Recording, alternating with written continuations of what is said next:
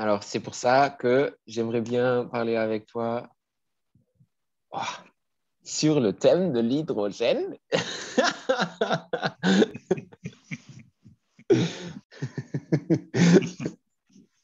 Est-ce que tu t'intéresses pour l'énergie aussi privée Oui, ben, un petit peu quand même, plus que la moyenne, mais pas à fond.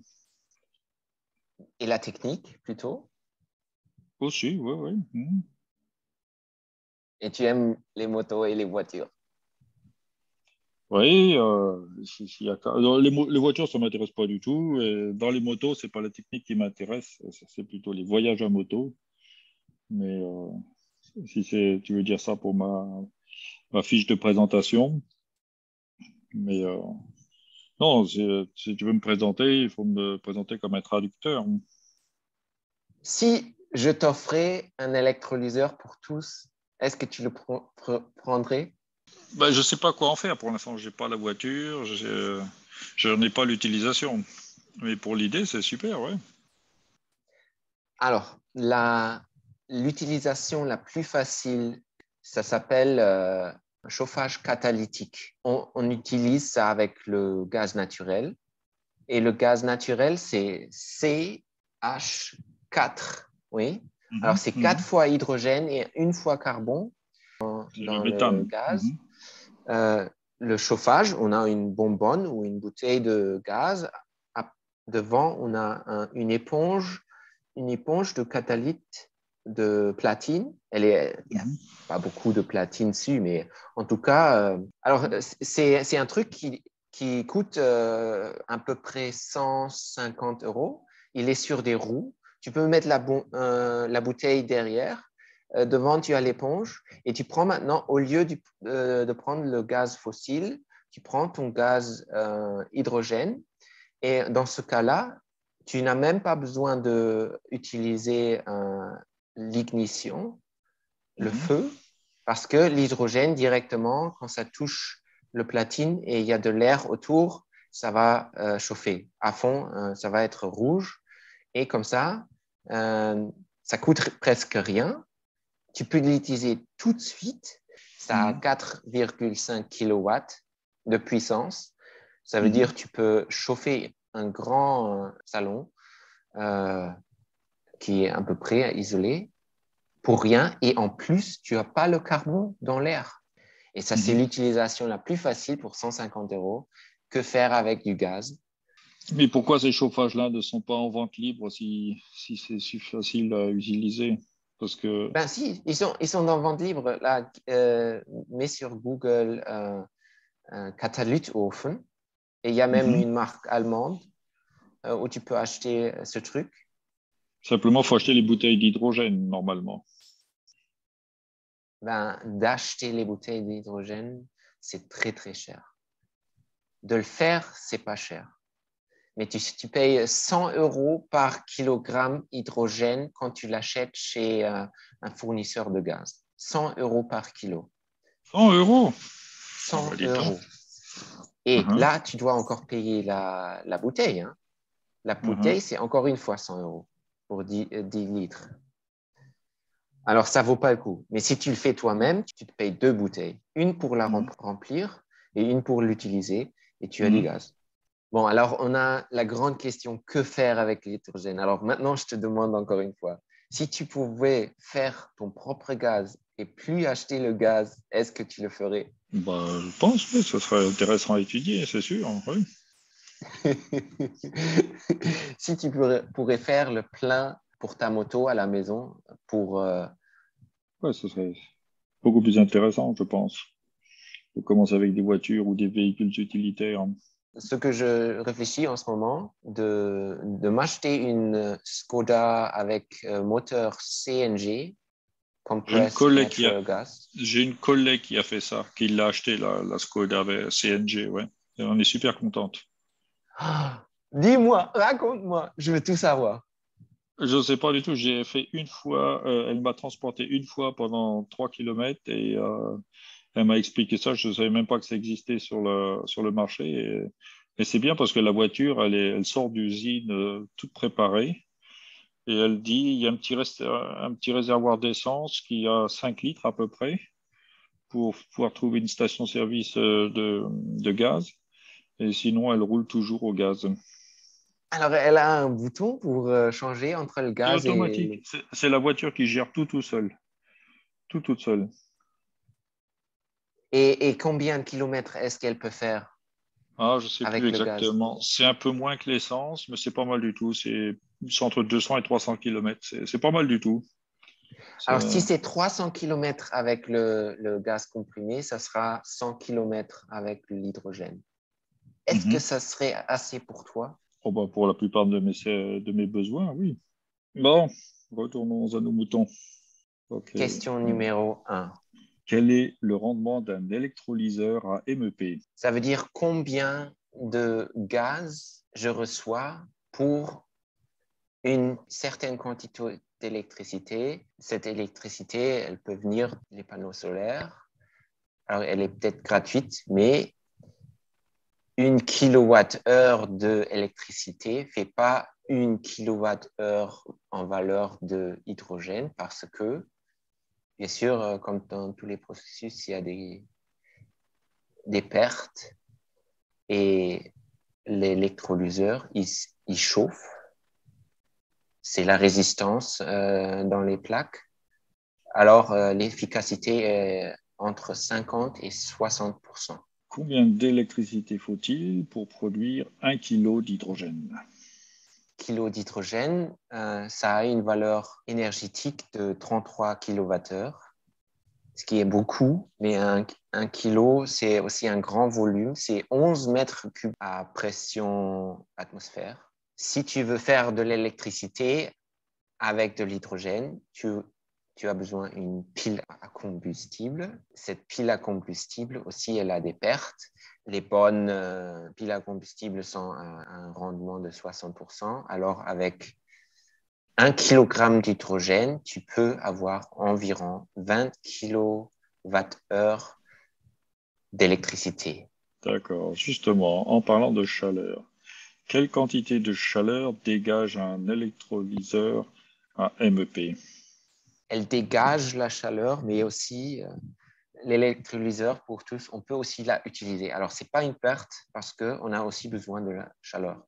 La chaleur, elle est d'une température de 70 degrés, ce qui est Mhm. absolument suffisamment pour chauffer l'eau pour la maison, pour prendre une douche, pour faire la vaisselle. Ben, c'est l'autre côté de la médaille. Ce sera à peu près 40% de chaleur qui sortiront de l'électrolyseur. Alors, de combien d'argent, euh, quelle est la valeur produite par un générateur d'hydrogène en 1 heure?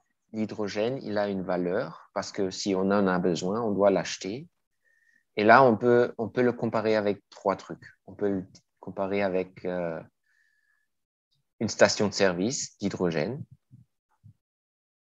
Le prix d'un kilogramme d'hydrogène à une station-service, il y a un mois, c'était 12,50 €.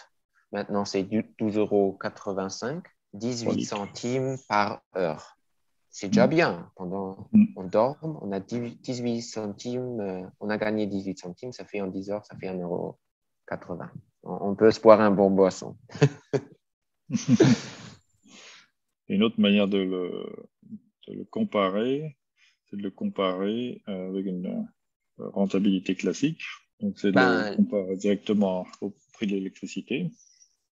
c'est ça. Alors, on prend le prix du réseau public. Et là, en ce moment, c'est 40 centimes par kilowattheure en Allemagne. Mhm. Et comme ça, si on compare l'hydrogène qu'on produit avec l'électrolyseur pour tous, on aurait 4,40 € par jour. En électricité, c'est à peu près 1 500 € par an. Et enfin, on peut le comparer au gaz naturel. Ouais, si on compare le gaz d'hydrogène avec le gaz naturel, on a à peu près 3,30 € par jour. Et alors, justement, on a besoin d'eau pour cette électrolyse. Combien d'eau a-t-on besoin pour l'électrolyse? Pour produire 1 kg d'hydrogène, on a besoin de 9 kg d'eau. En Europe, du Nord, disons. L'eau n'est pas trop chère. Alors, c'est pas une grande dépense. Puis j'utilisais de l'eau du robinet avec un électrolyseur, un MEP, pour produire de Oui. l'hydrogène, évidemment. Oui. Pourquoi cette question? Parce il y a aussi un autre type d'électrolyseur. Ça, c'est l'électrolyseur AEM, Anion Exchange Membrane. Et celui-là, il marche avec de kali. C'est dangereux pour la peau, c'est dangereux pour l'humain. Et c'est pour ça que moi, j'aime bien l'électrolyseur MEP parce qu'on peut les utiliser avec l'eau du robinet, mais seulement si on le déminéralise. Ça veut dire on a un petit filtre, comme dans une machine à laver, on a une substance dans ce filtre et en coulant à travers ce filtre, tous les minéraux sont abstraits de l'eau et l'électrolyseur, il marche longtemps et bien. D'accord.